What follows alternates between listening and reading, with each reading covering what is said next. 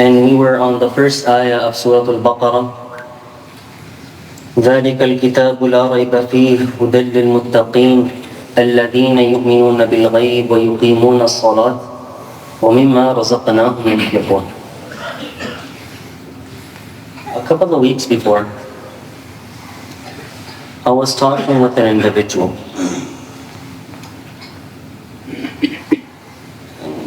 During our discussion, he said that, Sheikh, why won't you invest in such and such bonds or stocks, or that investment and that investment?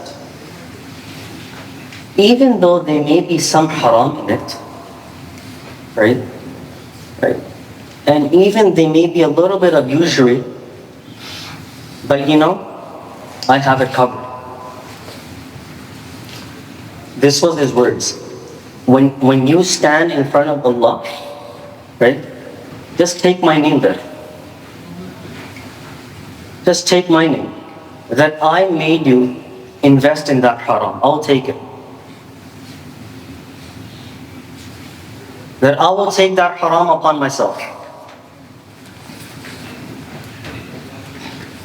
Allah subhanahu wa ta'ala is mentioning in the Quran, Ya ayyuhan nas, kulu mimma fil ardi halalan tayyiba. O people, not Muslimin, Ya ayyuhan nas, kulu mimma fil ardi. Consume and eat whatever is halal, and whatever is permissible, and whatever is pure, according to the purity of Allah subhanahu wa ta'ala. In the first ayah that I just mentioned in the beginning, what happens, especially in the West, us living over here, we become so customized of the customs and the traditions around us, that Allah mentioned this before. وَلَا تَقُولُوا لِمَا تَصِفُ أَلْسِنَتُكُمُ الْكَذِبَ هَذَا حَلَالٌ وَهَذَا حَرَامٌ. People say, whatsoever is halal according to me, it's halal.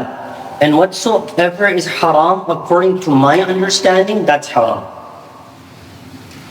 Allah is saying, don't say that. Because that's false. And that's a lie. Whatever is halal according to Allah subhanahu wa ta'ala, that's halal. That's permissible. And whatever is haram, not permissible according to Allah subhanahu wa ta'ala, that's not permissible. You can't make statements by your own self.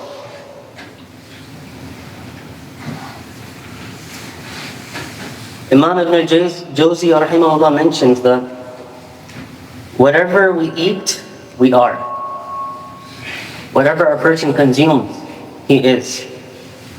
Those sifat, 83% of the groceries that are in the grocery stores, are they healthy for us?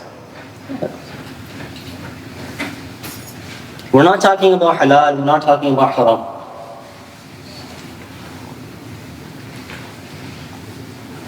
So a person making this judgment that this is halal according to me, and this is haram according to me. Who are we joking with? Who are we joking with? Allah is saying to us, يَمْحَقُ اللَّهُ الرِّبَا وَيُرْبِ الصَّدَقَاتِ. Mahaq in Arabic, it means that this is a tissue paper you see over here, right? And I start ripping it and shredding it into pieces. Allah says a person that take interest and a person that is in usury, right? Allah says, I will destroy his life like this. I will destroy completely, I will shatter his life into pieces, I will shred his life into pieces like this. His spiritual life, right?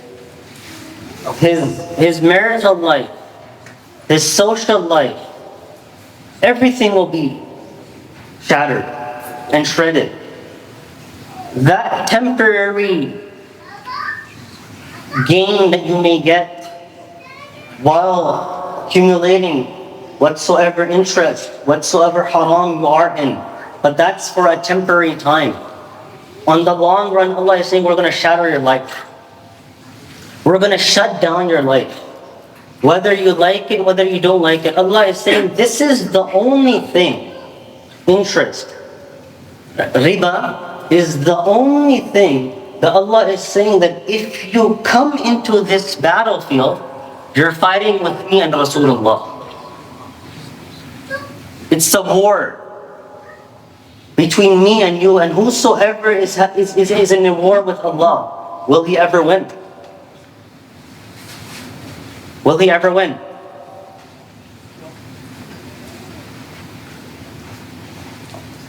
To say this, that, oh, it's okay, it's haram. It's haram, but it's okay for nowadays. 1400 years before it was a different story, now it's a different story. Is the Allah of Rasulullah different? No. Is the Allah of Sahaba different and the Allah of this era different? Indirectly we're saying that Allah had commandments for that time and they were different. Nowadays, because we're a little progressed, right? We have technology and we have to go with the society. Now Allah doesn't know and Allah's Rasul doesn't know. We may not be saying that by our tongue, but with our actions we're saying that. That Rasulullah did not know what's going to happen and Allah did not know what's going to happen. Those commandments and those ahadiths were for that time. Now it's different.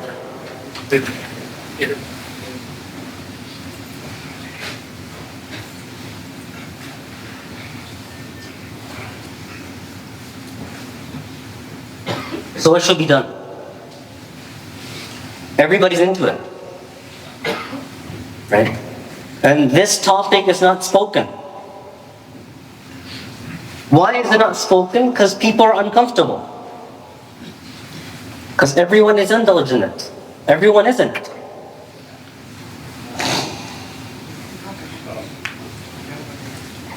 So it doesn't mean that those things that are uncomfortable, it should not be said. So now I said it. Now you may be asking, what's the solution then? We've been mentioning this from before. Who do you prioritize? Do you prioritize Allah? Or do you prioritize your spouse, your future spouse, your parents, your siblings, your career, your future? It's you to decide. It's you to decide. Whosoever is indulged in haram, and then afterwards what we say is that the conditions of the Muslim Ummah is not changing. Then we say, brothers, what's happening in Palestine? Then we say, brothers, what's happening in Kashmir? What's happening in Burma? What's happening in Afghanistan? Nothing is changing. Majority of the Ummah is indulged in haram.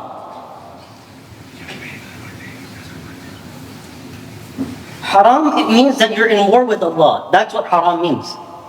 Brother, do you consume bacon? Oh, no. How can I have bacon? Do you drink? How can we drink? A Muslim never drinks. Brother, are you indulged in the riba?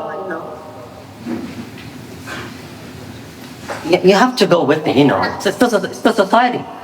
How can we live then? How can we live? There's no other way. The rates are high nowadays. Where should we go? Should we be on the streets?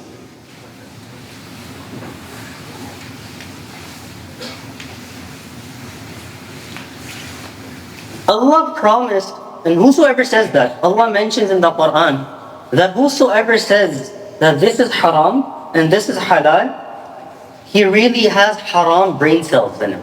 Because the shaitan is telling him that. That's in the Quran. The shaitan is poking him. يَمَصُّهُ الشَّيْطَانِ. The shaitan is poking him.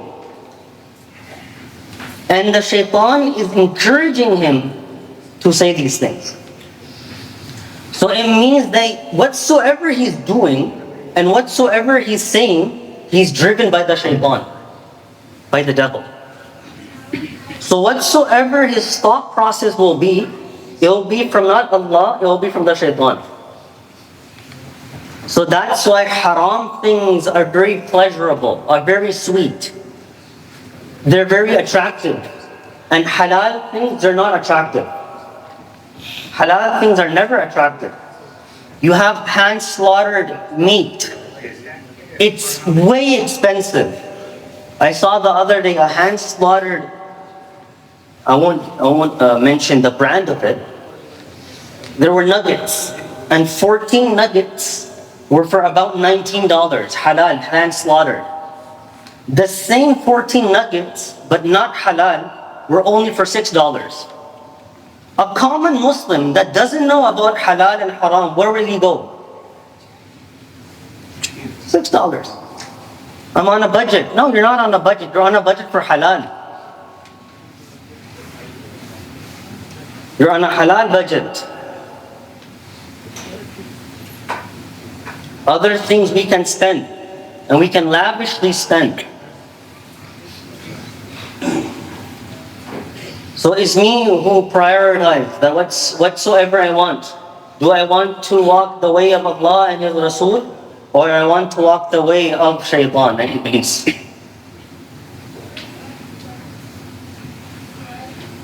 What's the hal?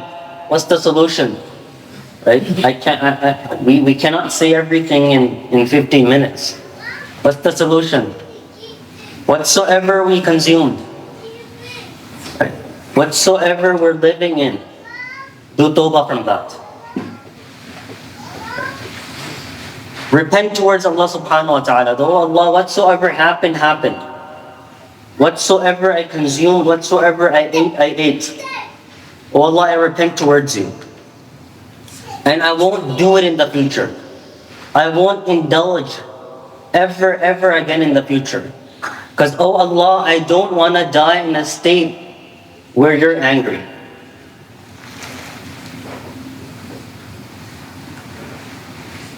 So just to summarize it, regarding halal consumption, regarding our food, everyone should be aware that in Canada, we have a certified halal monetary organization, which is called HMA. So wheresoever you're dining out, wheresoever you're eating, wheresoever you're ordering from, if that chicken, right? First, riba, you know what they used to call riba? Bakshish. Bakshish in Farsi. Bakshish. So it pretty much rhymes with hashish. Right? Bakshish and hashish. Then after a little while, shisha came out. So bakshish and hashish and shisha. Now all the Muslimin, mashallah, tabarakallah, are consuming shisha as well. So wheresoever we're dining out or ordering food, if the chicken is HMA, it's legitimate. And if it's not HMA approved, we should stay away from it. All those different big brands that we're having, stay away from it. It's not halal. Even in Makkah al-Mukarramah, Madinatul Munawwara, those big brands of different countries, they're not halal as well. Even in Makkah al-Mukarramah and Madinatul Munawwara. So forget about over here. So whatsoever is HMA approved is halal to consume. And whatsoever is not HMA approved is not halal. Stay away from it.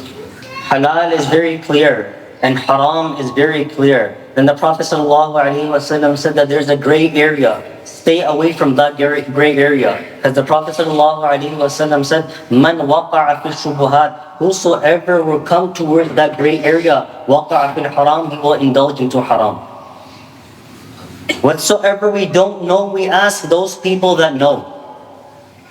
If we don't know regarding a mas'ala, a fiqh, we ask those individuals that know about that. I see, mashallah, many students amongst us, before starting their own little gig or businesses, mashallah, they ask, that is this halal or is this haram? So it's very encouraging, mashallah ta'ala. So who makes this intention that from now on, from this Jummah, whatsoever happened, happened. From now till our death, we'll never indulge in haram. Raise up your hands. Everybody raise up your hand. That we're never gonna indulge in haram. We're gonna stay away from all those things that Allah subhanahu wa ta'ala does not want us to be involved in. May Allah subhanahu wa ta'ala give me the tawfiq and Allah subhanahu. Some request to all brothers to get a rose inshallah.